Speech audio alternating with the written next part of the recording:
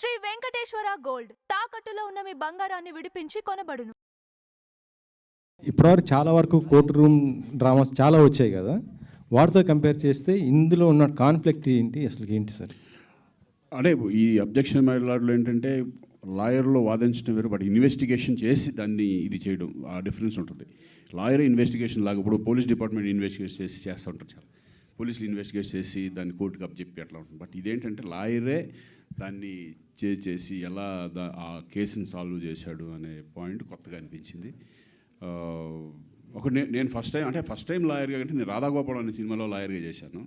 But దాని తర్వాత మళ్ళీ చాలా సంవత్సరాల తర్వాత, ఆల్మోస్ట్ 20 సంవత్సరాల తర్వాత అనుకుంటా, మళ్ళీ ఈ టైప్ ఆఫ్ కోర్ట్ డ్రామా. ఇది different court drama, that is entertainment వేలో వెళ్తుంది. ఇది ఏంటంటే చాలా సీరియస్, చాలా మంచి మెసేజ్ కూడా ఉంటుంది దీంట్లో. క్లైమాక్స్కి వచ్చేప్పటికి ఒక మంచి మెసేజ్, బ్యూటిఫుల్ మెసేజ్, అది అందరూ అప్రిషియేట్ చేస్తారు, నిజమే కదా అనే ఫీలింగ్లో ఉంటుంది. అది పరశురామ్ మా పాత్ర, పరశురామ్ ఆ క్యారెక్టర్ మీకు చెప్తున్నప్పుడు మీకు ఎలా అనిపించింది సార్? అసలు క్యారెక్టర్ పైన ఎంత డిఫరెంట్గా అనిపించింది అంటే కొత్తగా ఉంటుంది. నేను ఎప్పుడు చేయలేదు కదా ఈ టైప్ ఆఫ్ ఇది ఇన్వెస్టిగేట్ చేసి ఒక లాయరు వాదించడం, డైలాగ్స్, ఆ సెక్షన్స్ తెలుసుకోవడం, ఇవన్నీ కూడా చాలా కొత్తగా అనిపించింది. చెప్పగానే అనుకున్నాను డెఫినెట్గా ఇది బాగుంటుంది, నాకు కరెక్ట్గా సూట్ అయ్యే క్యారెక్టర్ లాగా అనిపించింది. ఎందుకంటే తక్కువ చేసేది వెబ్ సిరీస్, అప్పుడప్పుడు చాలా ఇంపార్టెంట్ ఉంటే చేస్తాను, లేకపోతే వెబ్ సిరీస్ జోలికి వెళ్ళను నేను, ఎందుకు వచ్చిన గొడవలే అని. బట్ ఇప్పుడు నేను చేసిన చదరంగం కానివ్వండి, షూట్అవుట్ ఎట్ ఆలేరు అది కానివ్వండి, ఇది కానీ చాలా డిఫరెంట్ ఫీల్ వచ్చినాయి. కాబట్టి నాకు అనిపించింది ఇది చాలా బాగుంటుంది, క్యారెక్టర్ మనకు సూట్ అవుతుంది. నేను ఫస్ట్ గెటప్ గురించే భయపడ్డా, ఎలా వస్తుంది, కొంచెం బియర్డు, కొంచెం సాల్ట్ అండ్ పెప్పర్ లాగా ఉండాలి, ఎందుకంటే కంటిన్యూటీస్ ఉంటాయి, సినిమాలు ఉన్నాయి, అవి మిక్సెస్ ఎలా ఉంటుంది. లక్కీగా ఫాస్ట్గా టప్ ఒకే దీంట్లో కొట్టడం కూడా హెల్ప్ అయింది గెటప్కి. టైటిల్ అబ్జెక్షన్ మైలాడ్ కాకుండా నాకు అనిపించింది అంటే లాయర్ పరశురామ్ అయితే బాగుండేది అనిపిస్తుంది. ఎందుకంటే ఎస్పీ పరశురామ్ చిరంజీవి గారు చేశారు, ఆ తర్వాత మీరు ఆ చిరంజీవి గారితో కూడా లాంచ్ చేయించడం జరిగింది. ఇటు నోటరీ పరశురామ్ అంటున్నారు, లాయర్ పరశురామ్ అయితే కొద్దిగా అభిప్రాయం, మీ అభిప్రాయం అది. చిరంజీవి గారు మన ఎప్పుడు కూడా చిరంజీవి గారు మిమ్మల్ని అంటున్నారు ఎప్పుడు, శ్రీకాంత్ గారు చాలా అప్డేట్ అవుతుంటాడు. ఎందుకంటే చిరంజీవి గారు మొన్న వెళ్ళాం కదా, టైటిల్ చాలా బాగుంది, అబ్జెక్షన్ మైలాడ్ అని చాలా బాగుంది అన్నారు ఆయన. ఇంకా అదే అంటే ఇది పర్సనల్ ఇదని కాదు, ఇది పరశురామ్ అని పెట్టి ఆ పర్సనల్గా ఇదేంటంటే మొత్తం యూనివర్స్ టోటల్గా సిస్టమ్ మీద ఉంటుంది కాబట్టి అబ్జెక్షన్ మైలాడ్ అనేది. మీకు ఏది నచ్చింది సార్ ఓటీటీ ప్లాట్ఫామ్కి వచ్చిన తర్వాత? ఇటు సినిమాలు, వెబ్ సిరీస్ ఇవన్నీ చేస్తున్నారు అంటే ఎప్పుడు సినిమా ఇప్పుడు సినిమాకి ఏమాత్రం తక్కువ కాదు వెబ్ సిరీస్. ఐ ఫీల్ నేను చూస్తున్నాను కాబట్టి. ఇప్పుడు చాలామంది హీరోస్ కూడా ఇప్పుడు వెబ్ సిరీస్ చేయడం, ఫస్ట్లో కొంచెం ఆలోచించేవాళ్ళు వెబ్ సిరీస్ ఏంటి, మనం ఏంటి అనేది. బట్ ఇప్పుడు సినిమా ఎంత ఉందో వెబ్ సిరీస్ కూడా అంతే ఖర్చు పెడుతున్నారు, అంతే క్వాలిటీతో తీస్తున్నారు, అంతే రెస్పెక్ట్గా వెళ్తుంది. కాబట్టి నాకేం పెద్ద డిఫరెన్స్ ఏమి లేదు, నాకు ఎంజాయ్ రెండు ఎంజాయ్ చేస్తాను ఇప్పుడు నేను వెబ్ సిరీస్ కూడా. Thank you. జీలో ఇది మూడో సిరీస్ అన్నారు కదా, జీలో ఇది మూడో సిరీస్ కదా నీకు? మూడోది అంటే నాలుగోది కూడా అయిపోయింది, అది ఇంకా రిలీజ్ అవ్వలేదు, అది ప్రైమ్లో అవుతుంది. అది ఇప్పుడు ఇదేంటి సీజన్ 1తో ఎండ్ అయిద్దా, సెకండ్ సీజన్ ఉందా? ఏమో తెలియదు, అది జీవాళ్ళకి తెలుస్తుంది, నాకు తెలియదు. అది ఇప్పుడు నాకు ఇది వచ్చింది, ఇది చేసేసాం, దీని సిరీస్ ఉంటుందా లేదా అంటే దీనికి ముందు ఆలేరు ఇంతవరకు సెకండ్ సీజన్ లేదు కదా ఇంతవరకు, మళ్ళీ అనౌన్స్. అది ఫస్ట్ నుంచి సెకండ్ సీజన్ అనుకోలేదు, అది ఓన్లీ 1 సీజనే, ఆ టైప్ ఆఫ్ సబ్జెక్ట్ అది. దాని లింకులు ఇప్పుడు దీనికి ఏంటంటే ఎక్కువ స్కోప్ వెళ్ళటానికి ఏంటంటే ఇన్వెస్టిగేషన్లో డిఫరెంట్ చేసుకుంటూ వెళ్ళొచ్చు కదా, కోర్ట్ డ్రామాలు కానీ ఇవి కానీ, దీనికి అవకాశం ఉంటుంది. అంటే ఇంకొక కేసు పట్టుకుని దాన్ని సాల్వ్ ఎలా చేశాడు అనే దాని మీద ఒక డిఫరెంట్ వేలో ఇది సిరీస్ చేసుకోవచ్చు, అవకాశం ఉంటుంది. బట్ దానికి లేదు. ఇప్పుడు చదరంగం అని చేసాం, దానికి సెకండ్ పార్ట్ చేయడానికి లేదనమాట, దీనికి బాగా స్కోప్ ఉంటుంది. అంటే సబ్జెక్ట్ ఇది ఓన్లీ ఒక కేసుకు సంబంధించి టోటల్ సిరీస్? ఎస్, ఒక కేసుకు సంబంధించింది, ఎలా సాల్వ్ చేశాడు ఏంటి, అది ఏంటంటే మెసేజ్ ఓరియంటెడ్గా కూడా ఉంటుంది ఫైనల్గా వచ్చేప్పటికే, వాళ్ళు ఎలా దాన్ని ఇచ్చేశారు అని చెప్పేసి. ఇది మన తెలుగు ఫ్రెష్గా ఉంటుంది, అది మేక్ అయినా సరే మీరు చూస్తే లాట్ ఆఫ్ డిఫరెన్స్ చాలా, అంటే టెక్నికల్ దాంట్లో కానీ అన్ని రకాలుగా కూడా దానికి దీనికి చాలా డిఫరెంట్. అంటే ఇప్పుడు కూడా ఒకదాన్ని రీమేక్ చేయాలంటే దానికంటే బెటర్గా చేస్తేనే మనకి బాగుంటుంది. బట్ నేను చూశాను, అది చూసి డెఫినెట్గా బాగుంటుంది. ఎందుకంటే తెలుగు ఆడియన్స్ కూడా కావాలి కదా, ఒక మంచి సబ్జెక్ట్ ఉన్నప్పుడు బాగుంటుందని చెప్పేసి నేను చేయడం జరిగింది. అంటే మేజర్ చేంజెస్ ఏమి ఉండబోతున్నాయి సార్? అంటే బికాజ్ మీరు చూస్తే తెలిసిపోద్ది డెఫినెట్గా. మీరు అది చూసారా? ఇది చూడండి, తెలిసిపోద్ది మీకు. ఎపిసోడ్స్ శ్రీకాంత్ గారు పక్కన ఉన్నా కూడా అసలుకి మామూలుగా కాదు, సెక్షన్స్ అన్నీ టక్క టక్క టక్క చెప్పేస్తూ ఉన్నారు. డైలాగ్స్ మొత్తం మ్యాక్సిమం ఆఫ్ మీరే కవర్ చేశారు నేను చూసినప్పుడు ఈ 2 ఎపిసోడ్స్లో. సో ముందే ఏమన్నా ప్రాక్టీస్ చేశారా, లేదు అంటే కనుక ఆన్ స్పాట్ చేశారా? అంటే ఆవిడ ఏకసంతాగ్రహి. లేదండి, ఎప్పుడన్నా మనం వైవా ఇచ్చేటప్పుడు ఇంపార్టెంట్ ఎగ్జామ్ రాసేటప్పుడు మనకి ఇష్టమైన ఫ్యాకల్టీ, మనం రెస్పెక్ట్ చేసే ఫ్యాకల్టీ ఎదురుగుంటే చాలా కష్టపడతాం కదా. అలా సార్ ముందు ఒక్కసారి కూడా రీటేక్ అవ్వకూడదు, ఏమీ రాకూడదు, ఇంప్రెస్ చేయాలి అన్న ఒపీనియన్తో నేను చాలా ఫాస్ట్గా నేర్చేసుకొని అలా చేశాను అంతే. బట్ మీరు ఫస్ట్ 2 ఎపిసోడ్స్ చూశారు కాబట్టి అక్కడ నాకు ఎక్కువ డైలాగ్స్ ఉన్నాయి. బట్ ఒక్కసారి పరశురామ్ గారు కోర్ట్ రూమ్లోకి అడుగు పెట్టిన తర్వాత అక్కడ నేను సైలెంట్ అయిపోతా, వేద సైలెంట్ అయిపోద్ది. ఇట్స్ అ 1-man షో అక్కడ నుంచి. సో అంటే 30 Bets 21 తర్వాత మీకు తనకి చాలా నేమ్ వచ్చింది అది సిరీస్. సో దాని తర్వాత మళ్ళీ అంత హ్యూజ్ అప్లాజ్ వచ్చింది. దీని నుంచి వస్తుంది అంటారా? అప్పటి వరకు అంత హ్యూజ్ అయితే ఎంత ఏం రాదు. నాకైతే గట్టి నమ్మకం ఉందండి. Because this is one of a kind. This is అందులో ఒక సోల్ ఉండే 30 Bets 21 ఐ థింక్ అది కనెక్ట్ అయింది అందరికీ. అండ్ అలాంటి సోల్ మళ్ళీ దీంట్లో ఉంది, ఒక మీనింగ్ ఉంది, ఒక ఎమోషన్తోని people will close the series. So I have high expectations. Mukesh Rishi garu, Mukesh Telugu వచ్చు కదండి, అర్థం అవుతుందని తెలుగు? आप तेलुगु मैं पंजाबी कुछ मैनेज करेंगे. ఐ థింక్ మీరు ఇదే మీ first Telugu web series. Yes, first one. Yes, this is first one. Lawyer character కూడా ఇందాక చెప్పారు కదా, That's also first one. దానికి ఎలా ప్రిపేర్ అయ్యారు?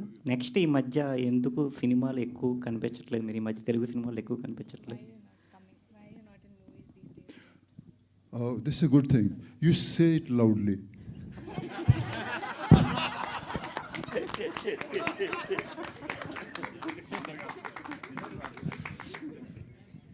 So message is gone. I think in your question, my answer is there. I'm ready like a soldier. Anytime you call me, I'm there. Any which way you want me, I'm there. I love this industry because they gave me a lot of love and respect. So whatever they say, I'm ready to do it. మీరు ప్రతినాయకుడిగా చాలా అద్భుతమైన పాత్రలు పోషించారు. అయితే Yes, I did in the beginning. Yes, I'm very happy that I did అయితే those. మీకు అంత ఆదరణ రావడానికి కారణం మీకు ఇచ్చిన డబ్బింగ్ వాయిస్, రవిశంకర్ గారు ఇచ్చిన డబ్బింగ్. ఎప్పుడైనా ఆయన కలిసి ఇంతలా నాకు ఇంత సక్సెస్ వచ్చిందని చెప్పి ఆయనకి ఏమైనా థ్యాంక్స్ చెప్పడం కానీ ఏమైనా?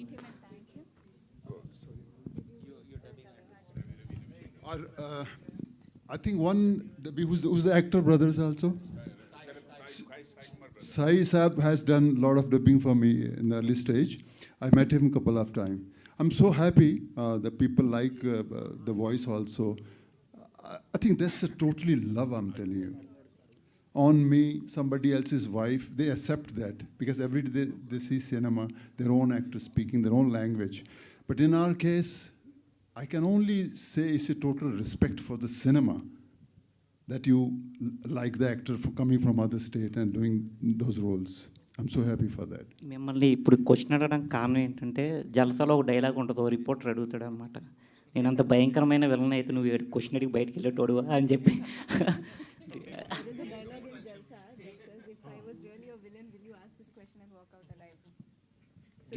I think Jalsa was very good experience, I'm telling you. I think they all know that dialogue. Okay. Later. You want me to speak? No. I'll sleep.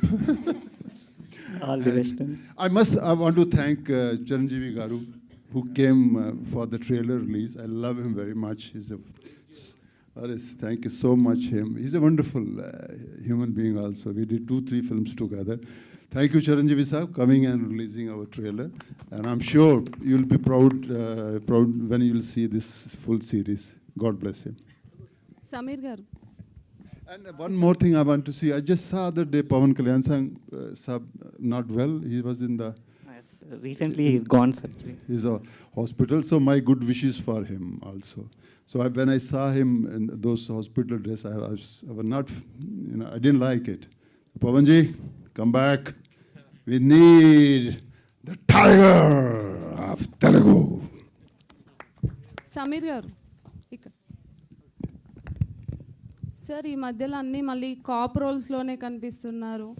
అంటే విక్రమాన్ డ్యూటీలో సిఓపిఏ కదా మీరు చెప్పేది. చెప్పండి సార్. మళ్ళీ అంటే ఇందులో కూడా మళ్ళీ పోలీస్ క్యారెక్టరే చేస్తున్నారు కదా, అంటే కంప్లీట్గా అవే వస్తున్నాయా లేకపోతే మీరు అలా పిక్ చేసుకుంటున్నారా? లేదు, నాకు వచ్చినవి బాగుంటే నేను సేమ్ కాప్ రోల్ అయినా సరే నాకు చేయడానికి నాకేమీ అభ్యంతరం లేదు. అది బాగుంటాయి. బట్ దీనిలో ఏంటంటే డైరెక్టర్ గారు నా చేత చేయించిన విధానం టోటల్గా డిఫరెంట్గా ఉంది. నేను what I played in this particular series, ఇది కొంచెం నెగటివ్ షేడ్ ఉంటుంది. బట్ యుల్ సీ, మీరు చూస్తారు కదా. But I really enjoyed doing it. Srikanth గారు సార్, ఇప్పటివరకు జీ5లో 3 చేశారన్నారు కదా, అదర్ ప్లాట్ఫామ్స్లో కూడా మంచి స్క్రిప్ట్ వస్తే యాక్సెప్ట్ చేస్తారా సార్?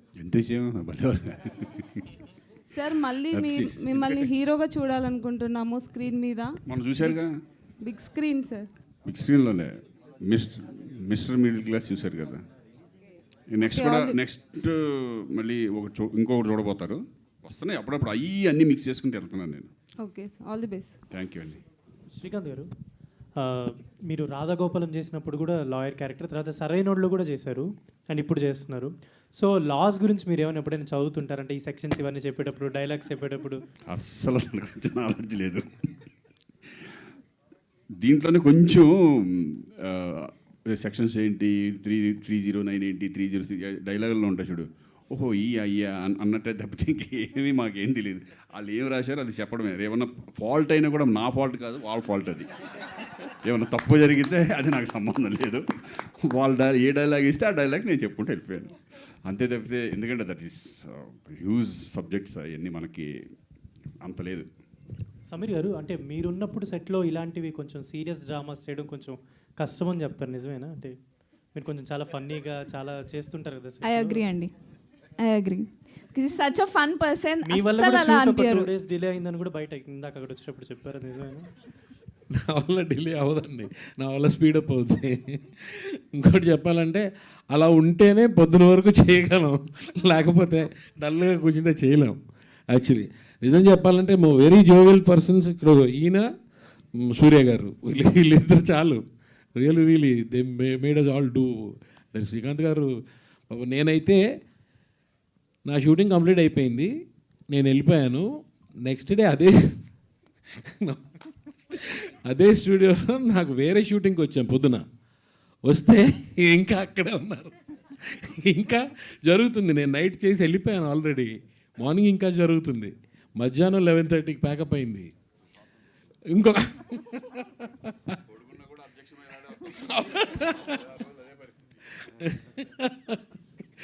సో ఎవ్రీ టైం ఏంటంటే జోవియల్గా ఉంటేనే చేయగలం పని, అందరం సరదాగా చేస్తేనే. అనని శ్రీకాంత్ గారితో వర్కింగ్ మీకు ఎలా ఉంటుంది సమీర్ గారు పర్సనల్లీ? నేనే అడుగుతాను, మీకు ఎలా ఉంటుంది శ్రీకాంత్ గారితో వర్కింగ్ పర్సనల్లీ? అంటే హ్యాపీ, బ్రదర్తో చేస్తే ఇంకేంటి, అంతకన్నా ఇంకేం కావాలి?